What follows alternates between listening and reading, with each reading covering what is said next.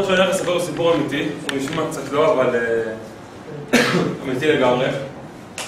מספר אותו בחור שהיה קצין ביחידה מובחרת בשנות ה-70, למד בישיבה, היה קשור מאוד לרב מרדכי אליהו, וכשהוא התחיל להתגייס לצבא הוא הגיע לרב מרדכי אליהו, אומר לו הרב, מה?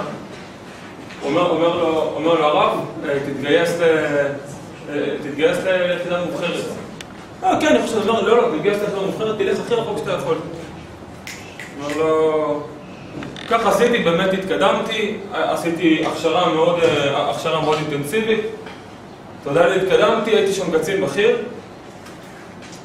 והייתי מקפיד לפני כל פעולה מורכבת ללכת לרב, לשאול אותו על הפעולה, לבקש ברכה, להצליח. אומר לי, מרדכי אליהו תמיד, השם, תלך לשלום, תחזור לשלום, ככה איזה ריטואל קבוע. פעם אחת המדינה קיבלה מידע מודיעיני מאוד מיוחד, שזה היה מידע אחת ל10 שנים, דבר שחייבים לפעול, לעשות משהו. הפיקוד למעלה החליט לתת את זה ליחידה שלנו, והצוות שהיה תחת פיקודים, הוא היה אמור לעשות את המשימה הספציפית הזאת שממנה הגיע המידע המודיעיני.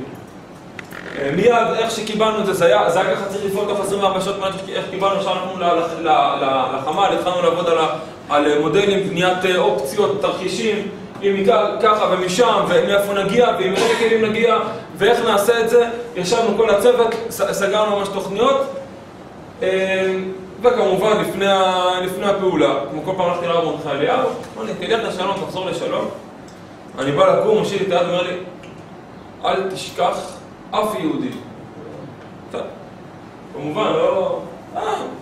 קצין רואה בראש, הכוונה, יש לי חייל יהודי, לא להפקיר אותו בשטח, לא לתכנון להפקיר אף חייל שלי בשטח, אבל... כן, אל תשכח אף יהודי. ככה הוא מחזיק לי את היד חזק, הוא לא עושה לי את היד ואומר לי, אתה שמעת? אל תשכח אף יהודי. טוב, אף אמר מרדכי לא אומר לי את זה, זו הפעולה מיוחדת. ככה יצאנו לפעולה, אני בדרך, זה מנקר לי בראש, אבל איך שהיא ברגענו, אתה עולה על ציוד, מתחיל להכין את העניינים, מהאדרנלין והלחץ הכל בורח. הם עלו על כלי מיוחד של חיל האוויר, עלו בנקודה מסוימת, משם בנקודה אחרת, הכל עבד לפי התוכנית. הגיעו לנקודה מסוימת, ליד כפר מאוד מאוד עוין, מסווים את עצמם. עכשיו הכל זה היה מאוד מאוד חשאי, זו היחידה מאוד מקצועית, הסוותה את עצמם באיזה פינה, אף אחד לא היה אמור לדעת, גם בפיקוד לא כולם ידעו שהפעולה הזאת קורית, היה משהו מאוד... יושבים שם, פתאום שומעים בעברית, במבטא ערבי מאוד כבד, ככה בשפות האנכית כזאת. הצילני נא, עזור לי. עכשיו, כקצין במקום כזה, עם אחריות על צוות, האינסטינקט הראשוני, יש פה מלכודת. לקחנו איזה פנס, הערנו עליו, ואנחנו, קודם כל, מי אתה? אמרנו לו, אני יהודי, אני משלכם, אני חייב את העזרה שלכם. טוב, יש פה מלכודת. בן אדם הולך להתפוצץ עלינו. כולם מכוונים את הנשק, להוריד את כל הבגדים, הפשטנו אותה, בן אדם נשאר רק עם תחתוניו עליו. טוב, הכל בסדר, הכנסנו את אלון לתוך המסתור, איפה שהתכוננו לפעולה. והוא מתחיל לספר. הוא אומר, אני יהודי, אני גר פה 20 שנה, המשפחה שלי והילדים שלי פה, אם מישהו בכפר יגלה שאנחנו יהודים, שוחטים את כולנו. אנחנו שומרים על יהדותנו כבר 20 שנה, אבל אף אחד לא יודע את זה. הכפר הערבי מאוד מאוד עוין באחד המדינות הרחוקות. אנחנו פה לבד, אף אחד לא, רק אני, אשתי והילדים שלי, אף אחד לא יודע מזה. הוא אומר, בואו תיכנסו לכפר, תעזרו לי ולאשתי וילדים לברוח מכאן, אנחנו לא יכולים לברוח מכאן, אין לנו לאן, תעזרו לנו. עכשיו, להיכנס לכפר, זה היה שורף את הצוות, את כל היחידה שהייתה פרוסה באזור. יחידה מאוד מסווגת, פעולה מאוד סודית, שאף אחד לא יודע, זה היה תקריות דיפלומטיות. והקצין אומר, כל זה על הראש שלי, ואני צריך עכשיו, אבל קפצתי פתאום הרב מרדכי אליהו, אומר, לא להשאיר אף יהודי, בחיים לא אומר דבר כזה, אני חייב... גדול עליי הצו של הרב מרדכי אליהו, החלטתי לקום ולעשות מעשה. המציאו איזה דרך מסוימת, להתחפש לאזרחים, נכנס לכפר עם כמה לוחמים מהצוות, איכשהו הצליחו לחדור לבית בצורה מיוחדת, ובתוך הבית, אמרו לו עכשיו אני אראה לך שתאמין לי. היהודי הזה היה נגר שם באזור, הוא רואה מיטה רגילה, מזיז את המיטה, בפנים דלת. אומר, אם לא הייתי רואה, הייתי אומר, זה סרט, זה לא אמיתי. מזיז איזה דלת מאחורה, מוציא חנוכיה, פעמותים, ספרי קדושה, חומש, הכל מתחיל להוציא, כל היהדות שלו בתוך איזה ארון קטן. הוא אומר, פה אנחנו שומעים כל היהדות שלו, משתים מדליקה נרות בתוך הארונית, בתוך הדלת מסתור הזאת, פה אנחנו משתדלים לקרוא ללמד את הילדים, רק אנחנו, אף אחד לא יודע, תראה בחוץ, רק מסוגל את הדלת, אין פה מזוזות, אין פה כלום. ראיתי את זה, הבנתי שכן, הבן אדם מדליק נרות חנוכה, הבן אדם באמת שומר על יהדותו.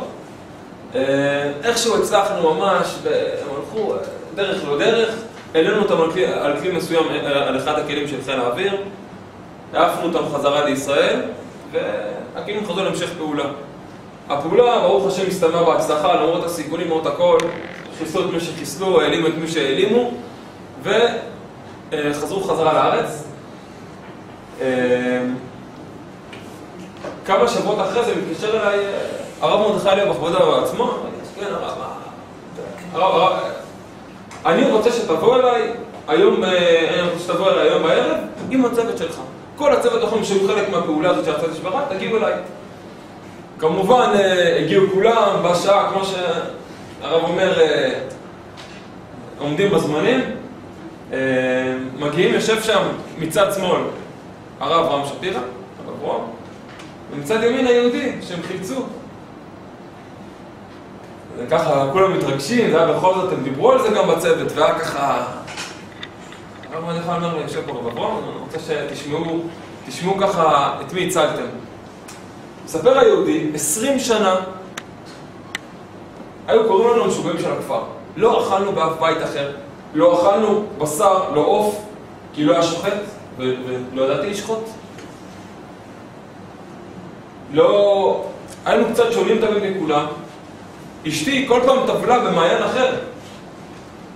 כל פעם הולכים למעיין אחר באזור, אני הייתי שומר והיא הייתה טובלת. ככה היינו מקפידים על טהרת הבית. כדי שאף אחד לא יחשוד שיש פה איזה משהו שקשור ליהדות. כי ברגע שמישהו חושד, זה פסיכים, הם ישר באים, שוחטים את כולם. כמו אנוסים, מדובר על שנות ה-70-80, כמו אנוסים חיו באותה מדינה 20 שנה. גילו את ילדיהם, טהרת הבית, על קדושה, אוכל קשה, הכל, בתוך אותו הכפר הזה. זה היה... סיפר את זה כולם, זה היה מאוד מרגש, ואתם מתחיל לבכות. הקצין אומר, אני אפילו לא ראיתי את הרב מרדכי אליהו בוכה. מה, אני ככה דעת, הוא אומר לי, תראה איזה עם יש לנו, תראה איזה צבא יש לנו, איזה קדושה, איזה יופי, איזה כוח יש לכל יהודי, וכמה מוסרים את הנפש על כל יהודי מעם ישראל.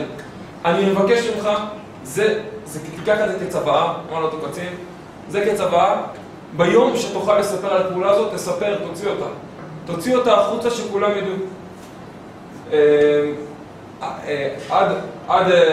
עד לפני כמה זמן באמת היה אסור לספר את הפעולה הזאת. גם עכשיו יש הרבה פרטים חסויים, אבל סוף כל סוף אפשר, ואותו קצין הוציא את החוצה, ואמר חשוב לדעת כמה שהרב אליהו חשוב לכל יהודי, וכמה כל יהודי חשוב, וכמה מסר את הנפש על כל יהודי. והסיפור הזה זה צבא של הרב אליהו, נמשיך את זה הלאה שידעו את זה.